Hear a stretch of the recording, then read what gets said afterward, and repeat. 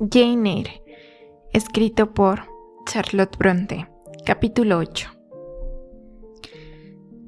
Mi primer trimestre en Lockwood me pareció una eternidad, y no la edad de oro precisamente.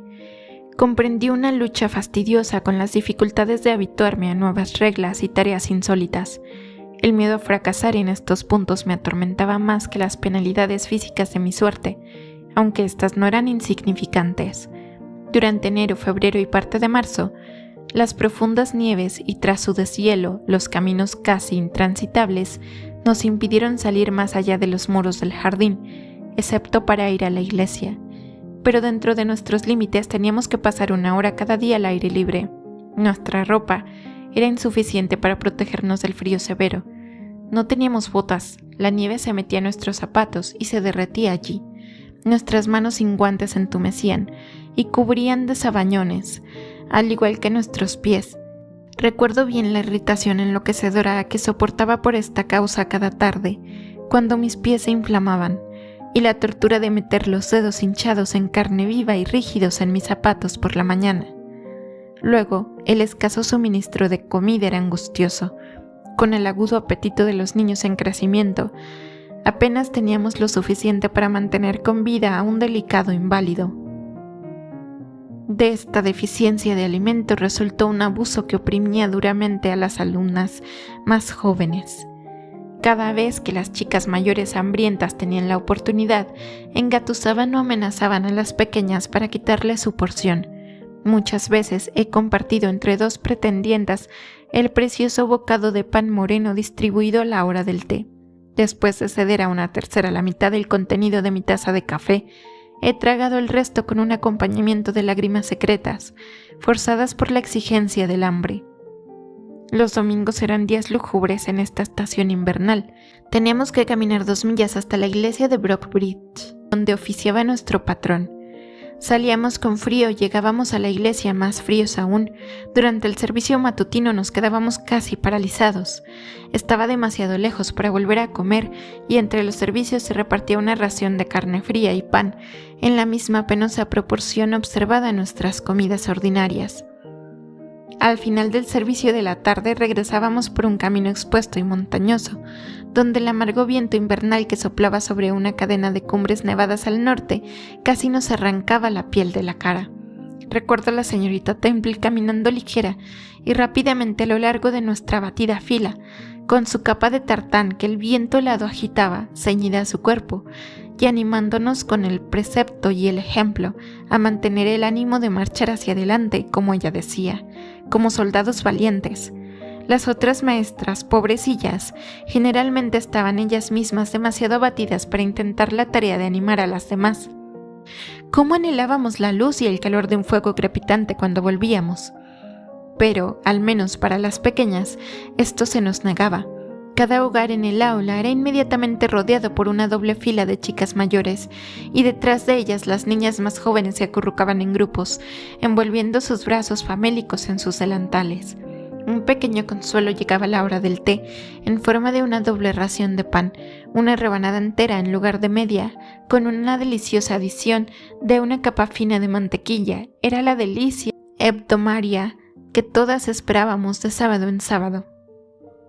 Generalmente me las arreglaba para reservar una mitad de este generoso manjar para mí, pero el resto me veía invariablemente obligada a compartirlo.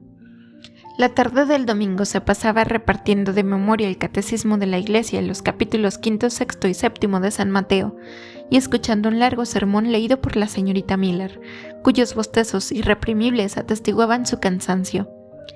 Un interludio frecuente de estas actuaciones era la representación del papel de Útico por parte de media docena de niñas pequeñas, quienes vencidas por el sueño se caían, sino del 3er piso o sí del 4º banco, y eran recogidas medio muertas.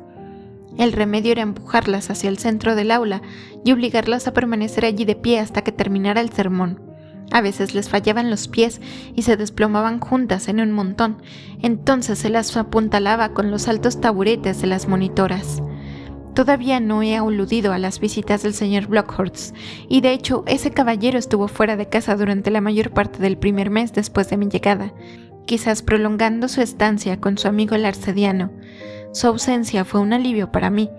No necesito decir que tenía mis propias razones para temer su venida, pero vino al fin. Una tarde, yo llevaba entonces 3 semanas en Lockwood, mientras estaba sentada con una pizarra en la mano, rompiéndome la cabeza con una suma de división larga. Mis ojos, levantados en abstracción hacia la ventana, divisaron una figura que pasaba justo en ese momento. Reconocí casi instintivamente aquella silueta demacrada, y cuando 2 minutos después toda la escuela, maestras incluidas, se levantó en masa, no fue necesario que yo mirara hacia arriba para averiguar a quién saludaban a su entrada. Una larga zancada midió el aula, y al instante, junto a la señorita Temple, que también se había levantado, se erguía la misma columna negra que me había mirado con tanto ceño ominioso desde la alfombra de Gateshead. Ahora miré de reojo a esta pieza de arquitectura. Sí, tenía razón. Era el señor Brocklehurst, abotonado en un sobretodo y pareciendo más largo, más estrecho y más rígido que nunca. Tenía mis propias razones para estar consternada por esta aparición. Recordaba demasiado bien las pérfidas insinuaciones de la señora Reed sobre mi disposición, etc. La promesa hecha por el señor Brocklehurst de informar a la señora Temple y a las maestras de mi naturaleza viciosa. Todo el tiempo había estado temiendo el cumplimiento de esta promesa. Había estado esperando diariamente la llegada del hombre, cuya información sobre mi vida pasada y mi conducta me marcaría como una niña mala para siempre. Ahora allí estaba él. Estaba de pie al lado de la señorita Temple. Le hablaba en voz baja al oído. No dudé de que estaba revelando mi villanía y observé sus ojos con dolorosa ansiedad, esperando a cada momento ver su oscuro orbe volverse hacia mí con una mirada de repugnancia y desprecio. También escuché, y como casualmente estaba sentada justo en la parte delantera de la sala, capté la mayor parte de lo que dijo. Su contenido me alivió de la aprehensión inmediata. Supongo, señorita Temple, que el hilo que compré en Lowton servirá. Me pareció que sería de la calidad justa para las camisas de cálico, y he seleccionado las agujas a juego. Puede decirle a la señorita Smith que olvidé tomar nota de las agujas de surcir, pero que le enviarán algunos paquetes la próxima semana, que bajo ningún concepto debe dar más de una a la vez a cada alumna. Si tienen más, tienden a ser descuidadas y a perderlas. Y señora, desearía que se vigilaran mejor las medias de lana. Cuando estuve aquí la última vez fui al huerto y examiné la ropa que se secaba al tendedero. Había una cantidad de medias negras en muy mal estado.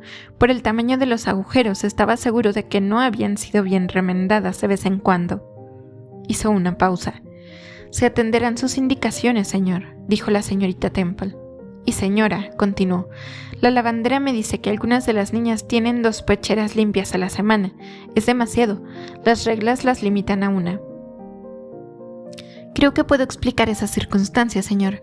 Agnes y Catherine Johnston fueron invitadas a tomar el té con unos amigos en Lowton el jueves pasado, y les di permiso para ponerse pecheras limpias para la ocasión. El señor Brocklehurst asintió. Bueno, por una vez puede pasar, pero por favor, que la circunstancia no ocurra con demasiada frecuencia.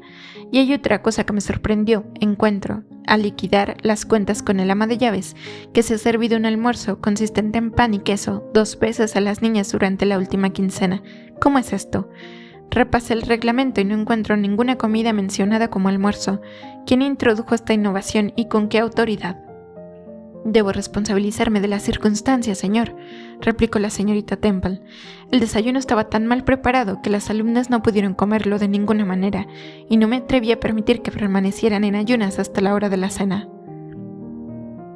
Señora, permítame un instante. ¿Es usted consciente de que mi plan al educar a estas niñas no es acostumbrarlas a hábitos de lujo e indulgencia, sino hacerlas resistentes, pacientes, abnegadas? Si ocurriera alguna pequeña decepción accidental del apetito, como se eche a perder una comida, que un plato esté poco o demasiado cocido, el incidente no debe neutralizarse reemplazando con algo más delicado el consuelo perdido, mimando hacia el cuerpo y frustrando el objetivo de esta institución. Debe aprovecharse para la edificación espiritual de las alumnas, animándolas a mostrar fortaleza ante la privación temporal. Un breve discurso en estas ocasiones no estaría fuera de lugar, en el que un instructor juicioso aprovecharía la oportunidad para referirse a los sufrimientos de los primeros cristianos, a los tormentos de los mártires, a las exhortaciones de nuestro bendito Señor mismo, llamando a sus discípulos a tomar su cruz y seguirle, a sus advertencias de que no solo de pan vivirá el hombre, sino de toda palabra que sale de la boca de Dios, a sus divinas consolaciones. Si padecéis hambre o sed por mi causa, bienaventurados sois. Oh Señora, cuando ponéis pan y queso en lugar de gachas quemadas en la boca de estas niñas, podéis ciertamente alimentar sus viles cuerpos, pero poco pensáis en cómo matáis de hambre sus almas inmortales. El señor Brookhoots volvió a hacer una pausa, quizás abrumado por sus sentimientos. La señorita Temple había bajado la vista cuando él comenzó a hablarle, pero ahora miraba fijamente al frente y su rostro, naturalmente pálido como el mármol, parecía estar asumiendo también la frialdad y la fijeza de ese material, especialmente su boca cerrada como si hubiera requerido el cincel de un escultor para abrirla, y su frente se endureció gradualmente en una severidad petrificada. Mientras el señor Brookhurst, de pie en el hogar con las manos a la espalda, inspeccionaba majestuosamente toda la escuela, de repente su ojo pareció como si hubiera topado con algo que deslumbrara o sorprendiera a su pupila. Volviéndose, dijo con acentos más rápidos de los que había usado hasta ahora: Señorita Temple, ¿qué es esa niña con el pelo rizado? Pelo rojo, señora, rizado por todas partes. Y extendiendo su bastón señaló el terrible objeto, temblándole la mano al hacerlo. «Es Julia Severn», replicó la señorita Temple muy tranquilamente. «Julia Severn, señora, ¿y por qué tiene ella o cualquier otra el pelo rizado? ¿Por qué, en desafío a todo precepto y principio de esta casa, se conforma tan abiertamente al mundo, aquí en un establecimiento evangélico y de caridad, como para llevar el pelo en una masa de rizos?» «El pelo de Julia es rizado por naturaleza», respondió la señorita Temple aún más tranquilamente. «¿Por naturaleza? Sí, pero no debemos conformarnos a la naturaleza. Deseo que estas niñas sean hijas de la gracia. ¿Y por qué esa abundancia? He insinuado una y otra vez que deseo que el cabello se arregle pegado a la cabeza, con modestia, con sencillez. Señorita Temple, el pelo de esa niña debe ser cortado por completo. Enviaré a un barbero mañana, y veo otras que tienen demasiada de esa excrescencia. Esa chica alta, dígale que se dé la vuelta. Diga a toda la primera clase que se levante y ponga la cara contra la pared».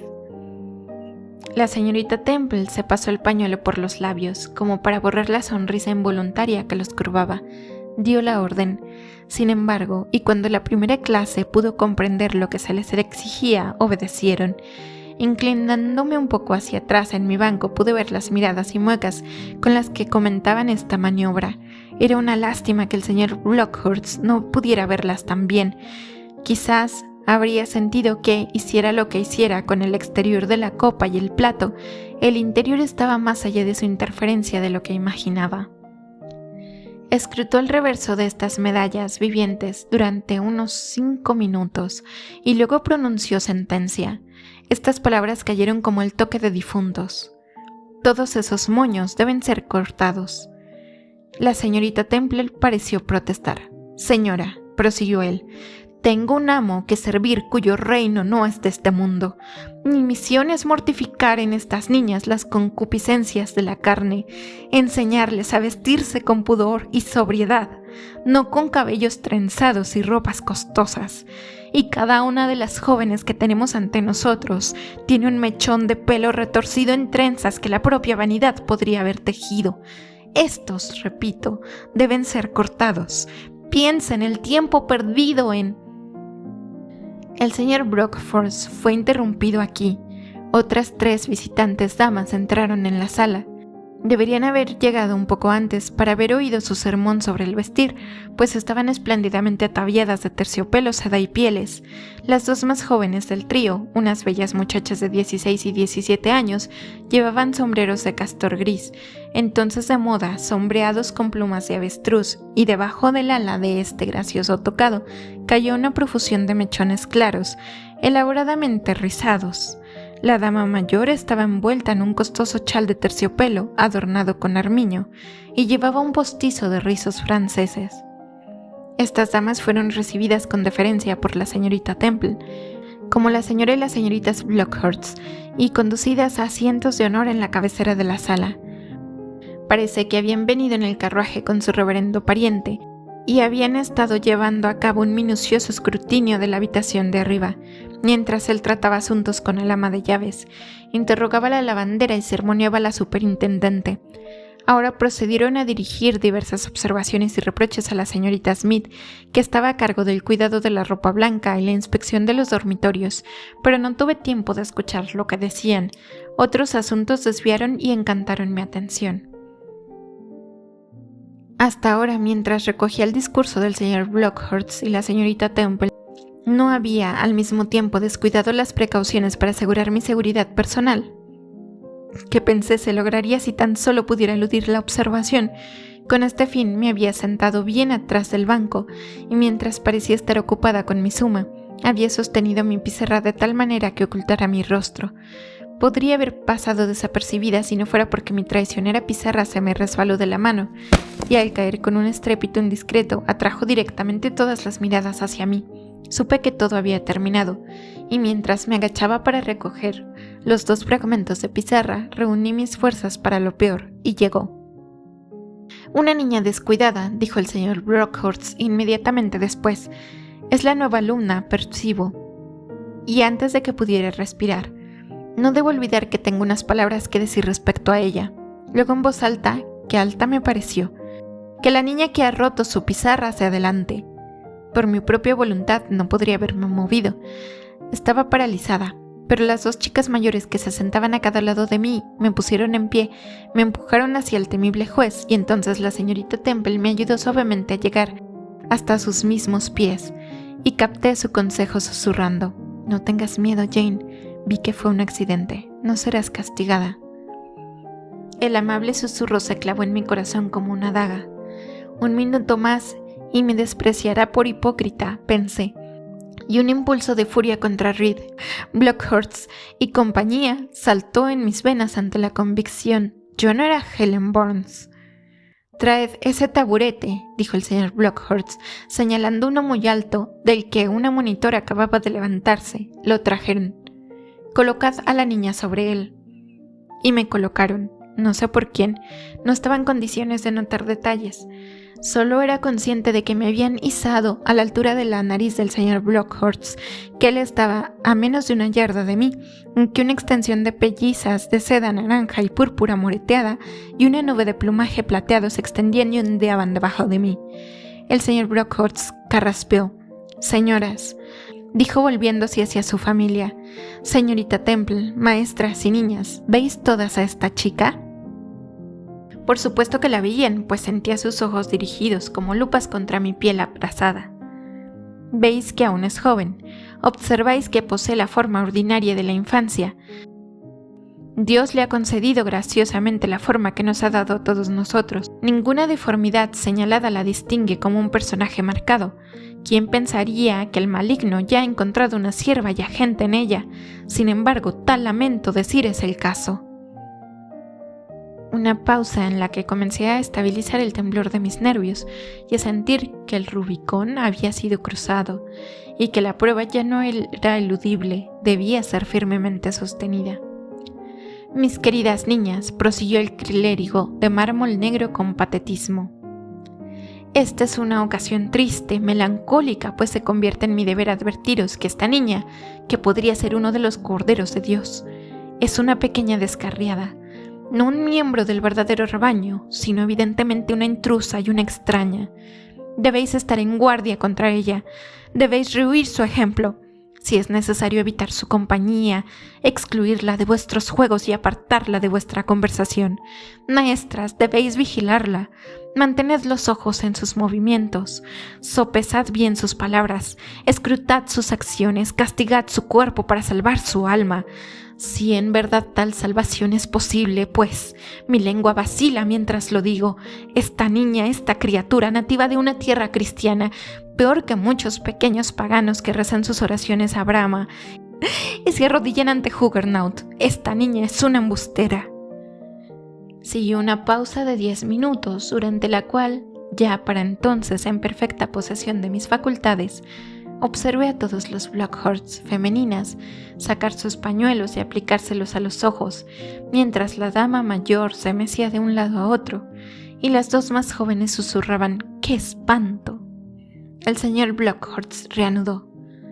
Esto lo supe de su benefactora, por la piadosa y caritativa dama que la adoptó en su estado de orfandad, la crió como a su propia hija y cuya bondad, cuya generosidad la desdichada niña pagó con una ingratitud tan mala, tan terrible, que al fin su excelente protectora se vio obligada a separarla de sus propios pequeños, temerosa de que su vicioso ejemplo contaminara su pureza. La ha enviado aquí para ser sanada, así como los judíos de antaño enviaban a sus enfermos al agitado estanque de Betesda. Y maestras, superintendente, os ruego que no permitáis que las aguas se estanquen a su alrededor. Con esta sublime conclusión, el señor Blockhorst se ajustó el botón superior de su sobretodo, murmuró algo a su familia que se levantó, hizo una reverencia a la señorita Temple y luego la gente importante salió majestuosamente de la sala. Volviéndose en la puerta, mi juez dijo: que permanezca media hora más en ese taburete y que nadie le hable durante el resto del día. Allí estaba yo, pues, montada en alto.